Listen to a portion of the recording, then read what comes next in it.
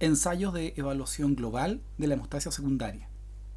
Tiempo de protrombina y tiempo de tromboplastina parcial activada. En esta oportunidad conversaremos sobre algunos aspectos teóricos y prácticos relacionados con la determinación de estos dos ensayos y sus alcances tanto teóricos como también procedimentales. En primer lugar, conversaremos sobre el tiempo de protrombina, dando su definición. Conversaremos sobre algunos aspectos preanalíticos, otros relacionados con el reactivo propiamente tal, maneras de determinarlo en el laboratorio, aspectos procedimentales generales, así como su utilidad, manera de informar, y en particular conversaremos sobre cómo determinar un porcentaje de actividad, que es una de las maneras de informarlo, y la utilidad del valor INR. En segundo lugar, conversaremos sobre el tiempo de tromboplastina parcial activada, del cual también veremos su definición, aspectos preanalíticos. Conversaremos sobre la composición del reactivo, formas de determinarlo, aspectos procedimentales generales y la utilidad e informe de resultados. El tiempo de protrombina se define como un tiempo de coagulación que se obtiene al agregar al plasma un exceso de tromboplastina hística o tisular y calcio. La definición da a entender que una de las maneras de expresar los resultados de este ensayo es mediante un tiempo, el cual es un tiempo en segundos, y algo importante que se desprende de esta definición es que se trabaja con plasma. En particular, un plasma así tratado, cuya concentración del anticoagulante y la proporción anticoagulante muestra, lo conversaremos en algunas diapositivas más adelante. Es importante recalcar que el plasma en presencia de tromboplastina tisular o factor tisular en exceso y calcio es capaz de iniciar la coagulación principalmente, como podemos ver acá, a través de la vía extrínseca de la coagulación, la cual es crucial in vivo para iniciar los procesos procoagulantes a través de la hemostasia secundaria. En este caso particular, este ensayo evalúa de manera global tanto los factores participantes de la vía extrínseca como de la vía común, finalizando con la formación de la malla de fibrina. Deficiencias de uno o más factores participantes de esta vía, como también inhibidores que podrían estar alterando la funcionalidad de uno o más factores de las vías evaluadas, pueden prolongar o alterar el ensayo. Es importante recalcar que este ensayo no evalúa el factor tisular, que como ya sabemos es parte crucial en la iniciación, ¿verdad?, de el modelo celular de la hemostasia, la iniciación del proceso de coagulación.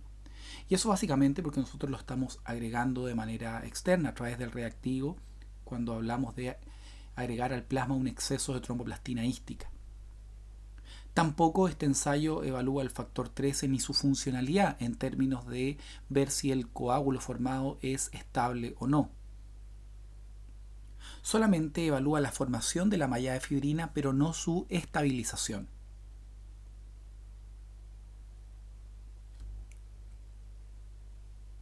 Es importante recalcar que para los ensayos que utilizan este tipo de muestras, plasma así tratado, existen una serie de aspectos preanalíticos que son cruciales para el resultado final.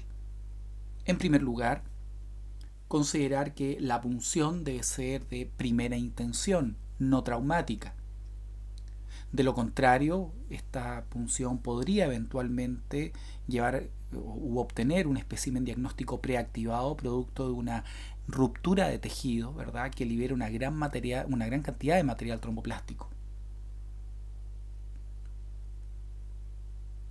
Se requiere para este ensayo sangre venosa, la cual pueden encontrar diferentes concentraciones del anticoagulante a utilizar, pero el recipiente que recibe esta muestra, que es un tubo tapa celeste, principalmente contiene citrato de sodio 0,129 molar, o lo mismo que es decir 3,8%, en una proporción anticoagulante sangre 1:9.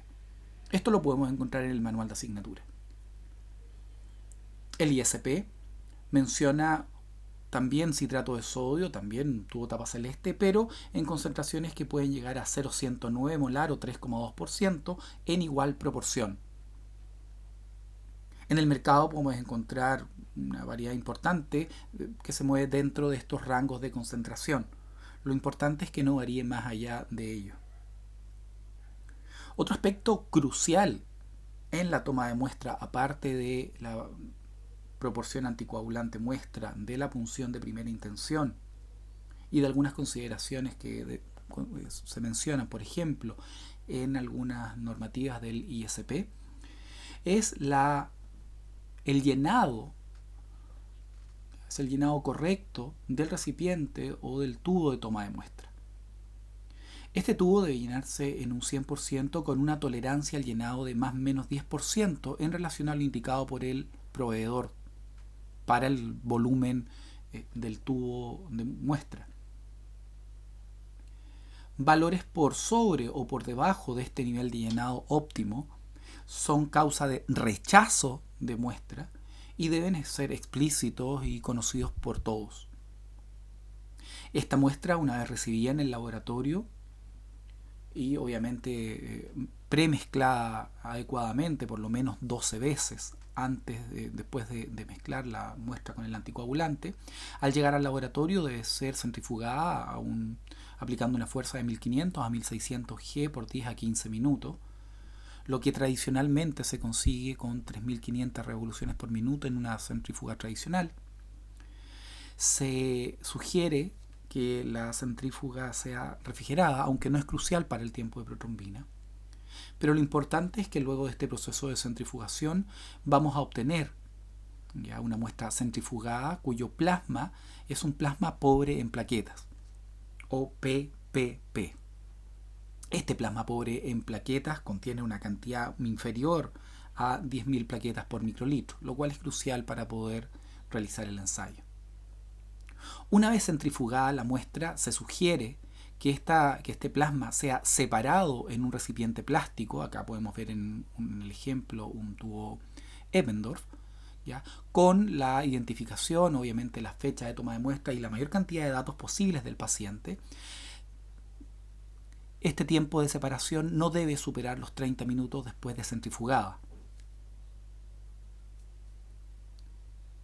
La estabilidad de la muestra y en particular del plasma citratado, ya este plasma pobre en plaquetas separado, ¿verdad?, del componente celular, tiene diferentes estabilidades dependiendo de la fuente desde donde se obtenga esta información. En particular, si lo vemos desde el manual de asignatura, el inserto, el ISP, podemos llegar a un consenso en que a temperatura ambiente o refrigerado, eso es a una temperatura entre 2 y 4 grados Celsius, este plasma ya separado tiene una duración hasta de 4 horas para poder realizar el ensayo. Si este plasma no se va a procesar dentro de las primeras 4 horas, se sugiere congelar a menos 20 grados Celsius, con lo cual se podría procesar hasta 2 y 4 semanas después de obtenido.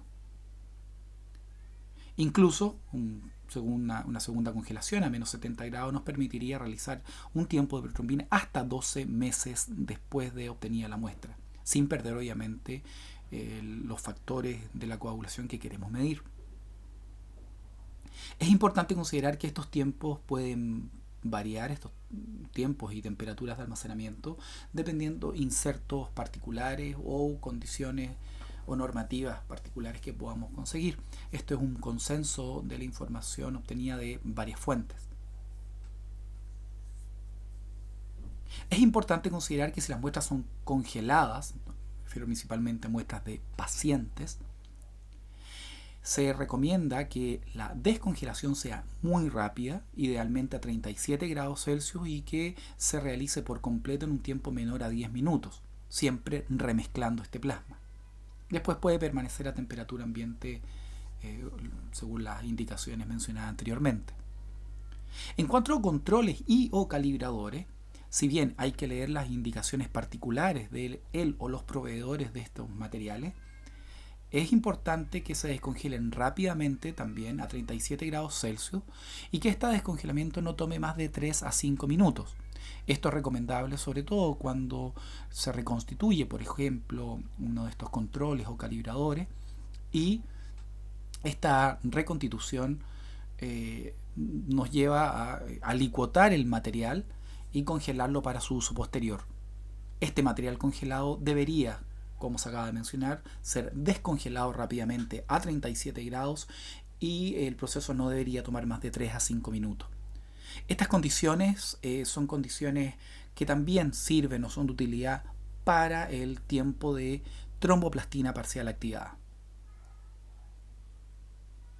Es crucial tener estos aspectos registrados en nuestros manuales de procedimiento, ya que si hay alteraciones o cambios en estas indicaciones, puede repercutir en el resultado final del paciente y por lo tanto perder utilidad clínica. En cuanto al reactivo que nosotros vamos a utilizar, como se dedujo ya de la definición inicial, en primer lugar, el reactivo tiene tromboplastina ística o tisular, un factor tisular que puede provenir de diferentes tejidos, dependiendo la marca del reactivo que estemos utilizando. En el mercado existen reactivos ¿ya? Para hacer tiempo de protrombina cuya fuente o donde se obtiene este factor tisular es, por ejemplo, pulmón, corazón, cerebro, placenta humana, incluso recombinante. Pero es importante considerar que en estricto rigor la gran mayoría de los tejidos, salvo obviamente el endotelio vascular, contiene factor tisular en diferentes proporciones y dependiendo la fuente de donde proviene esta tromboplastina tisular, también puede variar la sensibilidad del reactivo. Este aspecto es crucial, sobre todo por el uso que se da al tiempo de protrombina relacionado con el seguimiento ¿ya? Del tratamiento anticoagulante oral, como lo veremos en algunas diapositivas más adelante. Recordar que estas muestras anticoaguladas, para obviamente favorecer el proceso de coagulación, debemos restituir el calcio que fue retirado por el anticoagulante y en ese sentido se puede utilizar un cloruro de calcio a una concentración 0,025 molar para alcanzar obviamente los rangos séricos que fluctúan entre 0,022 a 0,0255 moles por litro de calcio. Este calcio se puede adquirir de manera comercial, pero también se puede preparar en el laboratorio y obviamente para eso se requiere un procedimiento especial. Este reactivo en particular, existen presentaciones en el cual el reactivo viene liofilizado, por lo tanto necesitamos agua destilada de calidad analítica. Acá podemos ver, por ejemplo, algunos liofilizadores caseros o de menor escala, ¿ya? Y acá podemos ver un liofilizador industrial. Ambos básicamente lo que hacen es eliminar el agua, ¿verdad?, del reactivo sin modificar sus características organolépticas. Esto nos permite, ¿verdad?, restituir este reactivo con la cantidad de agua indicada, ¿verdad?, por el proveedor sin alterar sus características originales. Es importante siempre leer el inserto y la etiqueta del frasco que contiene el reactivo, ya que habitualmente en ellos se encuentra mencionado la cantidad de agua destilada que debemos utilizar para restituirlo o reconstituirlo. Las condiciones particulares de reconstitución también deben ser leídas del inserto específico, pero esto contempla el tiempo necesario desde que se le agrega el agua destilada al reactivo, cuánto tiempo debe pasar antes de su uso y obviamente si este reactivo debe o no ser preincubado. El tiempo de protrombina se puede medir tanto de manera manual y para ello se utiliza la técnica del tubo inclinado, una técnica bastante antigua pero que es de utilidad hasta el día de hoy para algunos ensayos particulares. Se puede realizar de manera semiautomatizada, como con equipos como el que se puede ver acá en la imagen, pero también de forma completamente automatizada. Independiente de la manera de medirlo, debemos tener en cuenta que hay que mantener un protocolo estricto que disminuyan al máximo las variaciones propias de la técnica y con ello poder obtener resultados clínicamente válidos. Como ya lo mencionamos, es importante en aspectos procedimentales generales tener en cuenta la reconstitución del reactivo, ¿ya? Incluso las veces que se debe mezclar y las maneras que se debe invertir y el tiempo que debe pasar desde que se le agrega la cantidad de agua indicada por el proveedor hasta que está listo para su uso. También debemos tener en cuenta las condiciones particulares de controles y calibradores que habitualmente también vienen liofilizados. Y recordar en este caso particular que tanto el tiempo de protrombina como el tiempo de tromboplastina parcial activada se pueden controlar, ¿verdad?, con material comercial, pero también existe un material que podemos fabricar en el laboratorio que se conoce como PPN o pool de plasma normal, que es básicamente la mezcla de a lo menos 20 plasmas que previamente han sido medidos como normales para el tiempo de protrombina y el tiempo de tromboplastina parcial activado, cuyo rango obviamente debe dar dentro de lo normal. Este tipo de controles, si bien se puede utilizar en el laboratorio, inicialmente el primer control del día, ¿verdad?, de trabajo, si lo ponemos en términos prácticos, debería realizarse con un control comercial en paralelo a un pool de plasma normal. Y posteriormente podemos utilizar el pool de plasma normal ya de manera individual, ¿verdad?, pero contrastado obviamente en primer lugar con los resultados de un control comercial. Es importante considerar que el tiempo de protrombina, al igual que el tiempo de tromboplastina parcial activada, son ensayos que se deben llevar a cabo a temperaturas de reacción de 37 grados, temperatura fisiológica. Esto, ya que estamos midiendo reacciones enzimáticas y queremos reproducir lo que sucede in vivo, llevarlo a un sistema in vitro más acotado obviamente, pero que nos permita reproducir o acercarnos a la realidad de un paciente. Hay algunas condiciones importantes en relación, por ejemplo, a los reactivos, como por ejemplo el tiempo de protrombina. Este reactivo es una suspensión de fosfolípido, por lo tanto, cada cierto tiempo, si lo realizamos de manera manual o semiautomatizada, debemos tener la precaución de remezclarlo. En los equipos automatizados, estos tienen posiciones dentro del equipo que permiten remezclar sin necesidad de intervención de un tercero.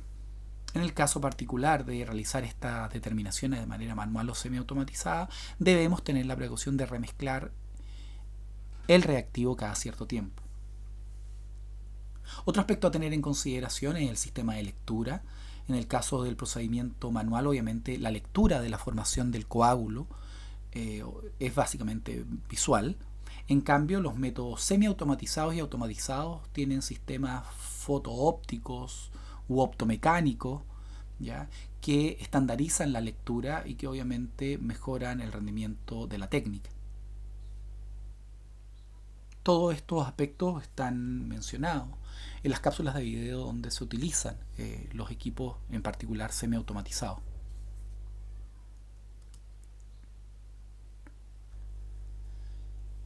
La utilidad del tiempo de protrombina y cómo se informan los resultados obtenidos están mencionados en esta diapositiva. Como podemos ver, una de las principales utilidades es el control del tratamiento anticoagulante oral, tratamiento que se conversará más adelante. También es de utilidad en el diagnóstico inicial de deficiencias factoriales, ya sean congénitas o adquiridas, que pueden ser mono o multifactoriales, pero también es de utilidad en los estudios iniciales, ¿verdad?, o como ensayo complementario para pesquisar inhibidores de la coagulación. Una particular utilidad del tiempo de protrombina es el control de la actividad hepática de síntesis. En ese sentido, destacar que el tiempo de protrombina forma parte del perfil hepático, el cual tiene, ¿verdad?, el tiempo de protrombina. ¿Por qué en particular es de utilidad el tiempo de protrombina en la actividad hepática de síntesis? Es básicamente por su alta sensibilidad. Recordemos que al medir los factores participantes de la vía extrínseca y común, en particular el factor 7, que es de vía extrínseca, es el factor procoagulante K-dependiente, dicho sea de paso, de menor vida media. Por lo tanto, una modificación de la actividad hepática de síntesis va a alterar en primer lugar, ¿verdad?, los niveles de factor 7 circulante y por lo tanto hace que este ensayo sea particularmente sensible en comparación, por ejemplo, al tiempo de tromboplastina parcial activada, que puede demorarse mucho más en alterarse frente a un problema hepático. Ambos ensayos, por lo general, se pueden pedir en conjunto y se complementan de muy buena manera, pero en particular para la actividad hepática de síntesis se recomienda el tiempo de protrombina. Los resultados obtenidos mediante este ensayo se pueden informar en segundos junto a sus intervalos de referencia, los cuales se pueden obtener principalmente, en este caso, del manual de asignatura, pero en el caso de no contar con una guía de ese tipo, aparecen también en el inserto correspondiente y en la literatura apropiada según obviamente la población que nosotros estamos estudiando. Una segunda manera de informar es el porcentaje de actividad global del tiempo de protrombina. Este valor también se puede contrastar con intervalos de referencia, que también aparecen en el manual de asignatura. Pero para poder transformar este tiempo en segundos en un porcentaje de actividad, debemos construir una curva de calibrado. También podemos informar una tasa de protrombina, que es básicamente una razón entre el tiempo de protrombina del paciente dividido por el tiempo de protrombina de un control normal, ¿ya? Ambos expresados en segundos, y esto da un grado de dispersión del valor del paciente en relación a un control normal. Pero un valor crucial, sobre todo en la primera utilidad, que era el control de tratamiento anticoagulante oral, es el INR o tasa normalizada internacional. Si bien este valor no tiene un intervalo de referencia normal como tal, tiene un rango terapéutico que debe ser alcanzado según la patología para la cual se está administrando el tratamiento anticoagulante oral. Hablaremos más de este valor en unas diapositivas a continuación. Como se mencionó, para determinar el porcentaje de actividad necesitamos construir una curva de calibrado, para lo cual necesitamos un calibrador de actividad conocida y desde el cual se hacen tiempos de protrombina desde a este calibrador sin diluir, que sería podríamos llamar el 100% de la actividad. Acá, por ejemplo, esto está pensado para un calibrador que tiene un 100% de actividad y vemos cómo a medida que podemos ir diluyendo este calibrador a un 75%, 50, 25, 12,5, 10, etc. También vemos que el tiempo que demora en formarse la malla de fibrina va aumentando. Acá podemos ver en la imagen superior izquierda y en la imagen inferior graficados los tiempos en un papel milimetrado y podemos ver que se ve una curva. De esta manera se hace un poco complicado poder eventualmente interpolar, por lo tanto se recomienda, como podemos ver en la imagen superior derecha, graficar estos resultados en papeles dobles logarítmicos.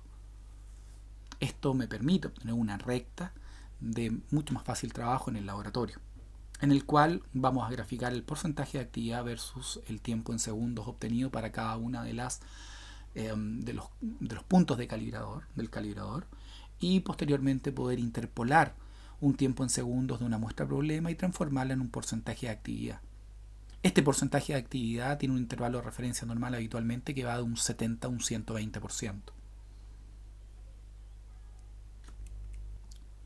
En el caso particular de la tasa normalizada internacional, o INR, debemos tener en consideración una serie de aspectos importantes al momento de tomar o considerar el real valor de este cálculo INR.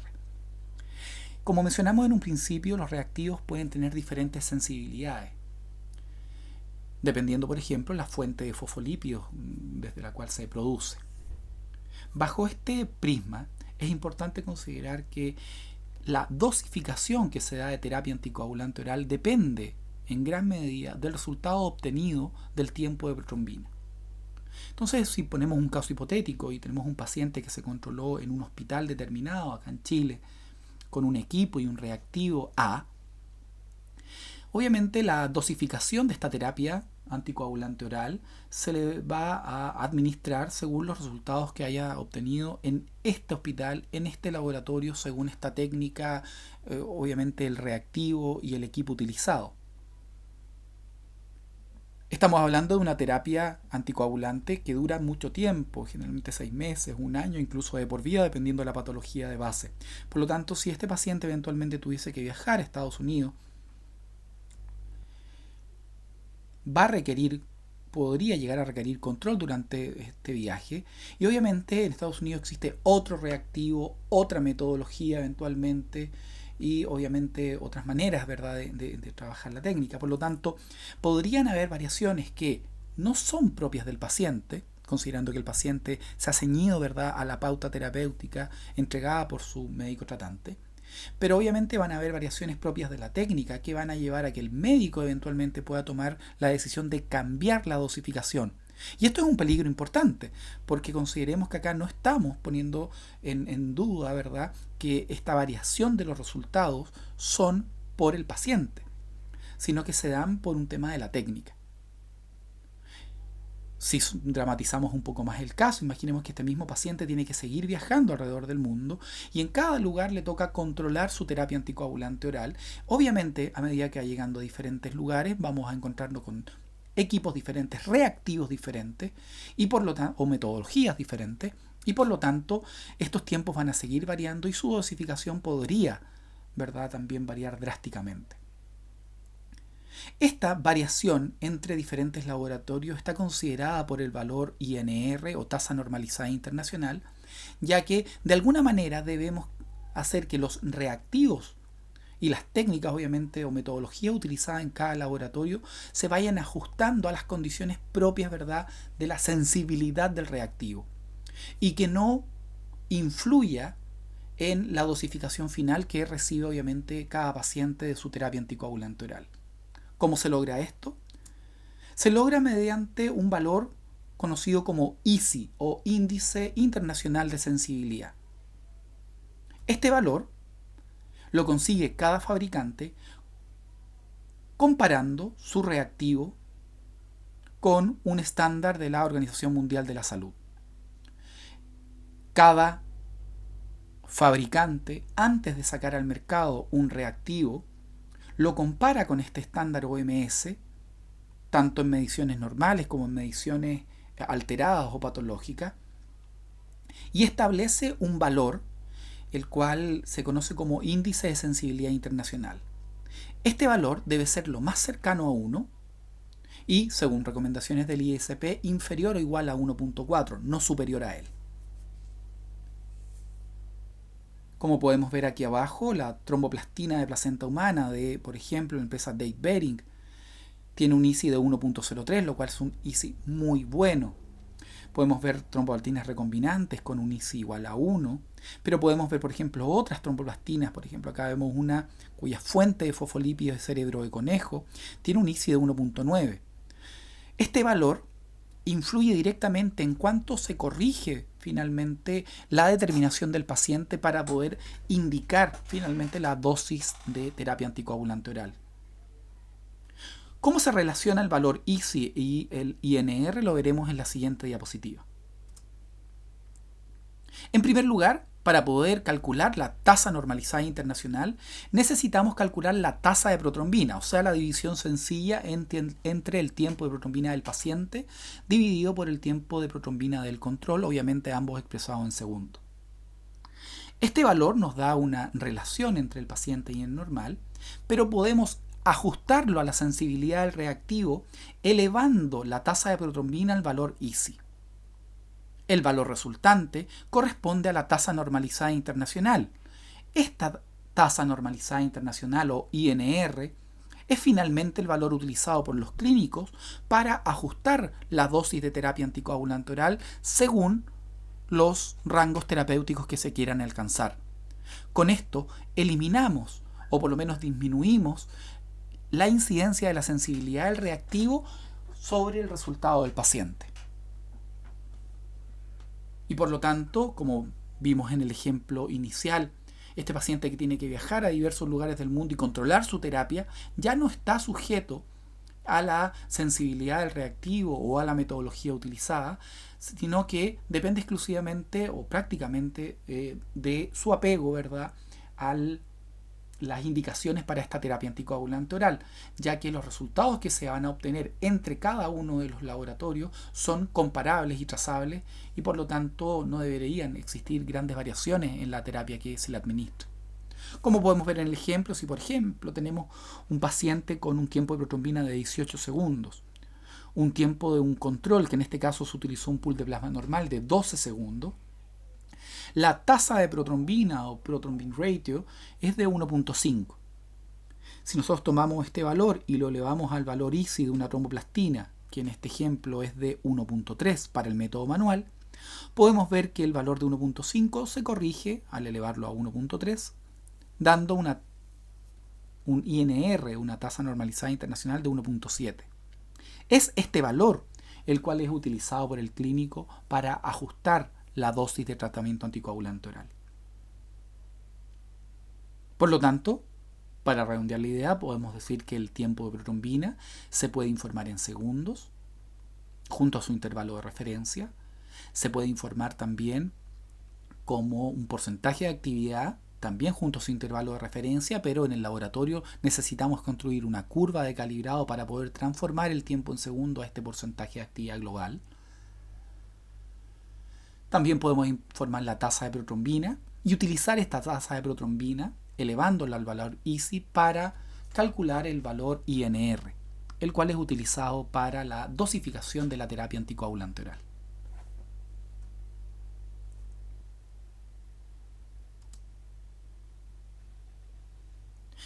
En el caso del tiempo de tromboplastina parcial activada, la definición es un tanto diferente a la del tiempo de protrombina. Como podemos ver acá, dice se trata de un tiempo de coagulación, al igual que el TP, ¿verdad? También obtenido al agregar al plasma del paciente 3 componentes cruciales: fosfolípidos, un activador y calcio. Pero acá debemos tener en consideración que el tipo de fosfolípido utilizado es diferente al del tiempo de protrombina. Es un fosfolípido fraccionado y en menor concentración, lo cual también obviamente le da ciertas características a este reactivo. Otro punto importante es considerar que dice que se agrega al plasma, además de fosfolípidos, un activador. Y esto nos lleva de inmediato a la vía por contacto o de activación por contacto que nosotros conocemos como la vía intrínseca. Este ensayo en particular mide de manera global la vía intrínseca y la vía común, finalizando con la formación de la malla de fibrina. Para poder dar inicio a la coagulación activando los factores de las vías intrínsecas, necesitamos activar los factores de contacto como la precalicreína, el quininógeno de alto peso molecular y el factor 12. Para ello se agregan partículas con cargas negativas, como podría ser, dicho de una manera bastante burda, vidrio molido. El vidrio, en este caso particular, tiene cargas negativas que permiten la activación de la coagulación por medio de la vía intrínseca. Y obviamente tenemos que agregar calcio para restituir el que fue retirado mediante el anticoagulante. Como mencionamos, este ensayo mide de manera global la vía intrínseca y la vía común, terminando con la formación de la malla de fibrina, pero al igual que el ensayo anterior, no mide la estabilización del coágulo, por lo tanto, no mide la actividad del factor 13. Mencionar que para medir la actividad del factor 13 existen ensayos puntuales que se verán más adelante.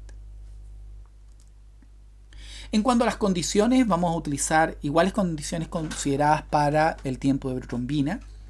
En este caso es condición mencionar obviamente lo de la centrífuga refrigerada, sobre todo porque hay dos factores que se consideran termolábiles que son medidos por el tiempo de tromboplastina parcial activada o TTPA, como lo son el factor 5 o el cofactor 5 y el cofactor 8. Ambos cofactores son sensibles a la temperatura y por lo tanto debe cuidarse que el espécimen diagnóstico se mantenga a bajas temperaturas para que estos cofactores no pierdan obviamente su funcionalidad. En cuanto a la punción de primera intención, el anticoagulante usado con las concentraciones y las proporciones antes mencionadas, el nivel de llenado de los tubos, La centrifugación, la fuerza con que debe ser y el tiempo centrifugada la muestra, la separación y las condiciones de temperatura y tiempo de almacenamiento se deben respetar al igual que lo mencionado anteriormente. En el caso de la composición del reactivo, la fuente de fosfolípidos también puede ser de cerebro, también se han utilizado purificados de soya, lisados de plaquetas u otras fuentes que permiten conseguir este tipo de fosfolípidos que se utiliza en menor concentración y de una manera fraccionada. También se necesita un activador y acá se pueden leer una importante cantidad de activadores, pero todos ellos tienen en común aportar cargas negativas al reactivo, como el caolín, el selit, los microsilicatos, el ácido elágico. Todos ellos, obviamente, como ya mencioné, aportan o permiten iniciar la coagulación por medio de los factores de contacto de la vía intrínseca. Y obviamente el cloruro de calcio, que en este caso también tiene una concentración de 0,025 molar, se puede preparar en el laboratorio o adquirir de manera ya preparada. Importante, este reactivo habitualmente no viene liofilizado, viene listo para su uso, no se debe congelar, es importante mezclar antes de su uso y en particular tener en cuenta que si este reactivo, por ejemplo, es utilizado en población que tiene alta incidencia de algunos inhibidores muy particulares, como podrían ser, por ejemplo, los que se observan en una patología conocida como síndrome antifosfolípido, en la cual hay inhibidores, anticuerpos, que atacan reacciones fosfolípido dependientes o inhiben reacciones fosfolípido dependientes, debemos buscar reactivos que sean sensibles a la presencia de este tipo de inhibidores, ya que el TTPA es un ensayo de estudio inicial importantísimo en este tipo de síndromes.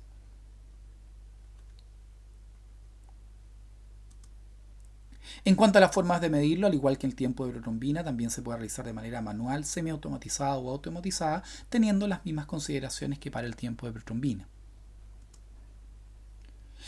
En el caso de la utilidad y el informe de resultados, acá el TTPA se utiliza en el control de tratamiento anticoagulante, pero con heparina de alto peso molecular. Eso es diferente al tratamiento anticoagulante oral.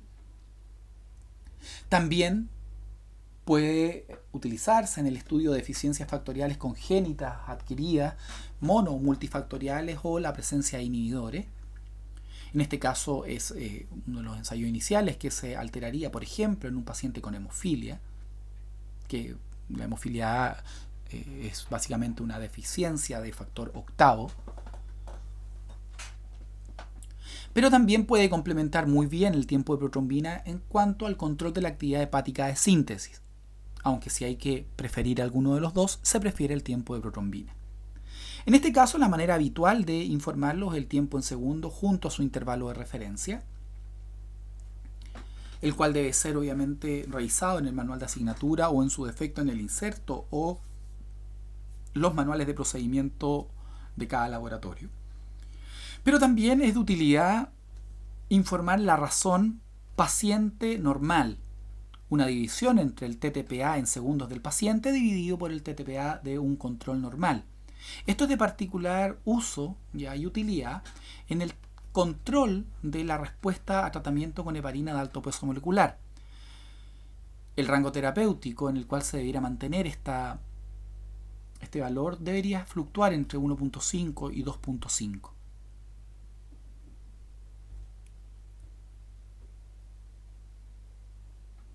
Es importante que complementen esta cápsula de video con los videos procedimentales de tiempo de protrombina y tiempo de tromboplastina parcial activado, junto a los insertos propios de cada técnica y también con la información entregada en los apartados del manual de asignatura. Gracias por su atención.